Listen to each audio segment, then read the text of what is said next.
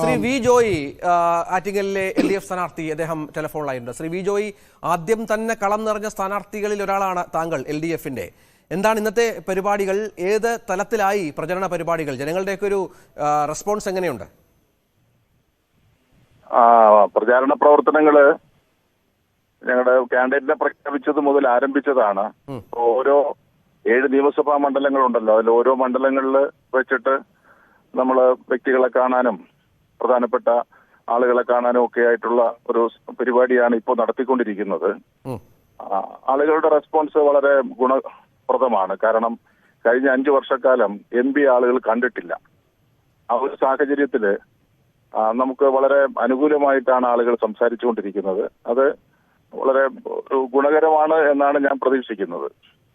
അതെ, ഇന്ന് എന്തൊക്കെയാണ് ഭവന സന്ദർശനങ്ങൾ, യാത്രകൾ? ഇന്ന് കാട്ടാക്കട മണ്ഡലത്തില് അവിടുത്തെ MLA IV സതീഷിനോടൊപ്പം കുറച്ച് ആളുകളെ കാണുന്നതിന് വേണ്ടുന്ന ഒരു പ്രവർത്തനമാണ് നടത്തുന്നത്.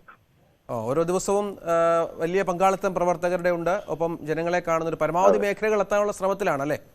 അതെ അതെ. ശരി, നന്ദി.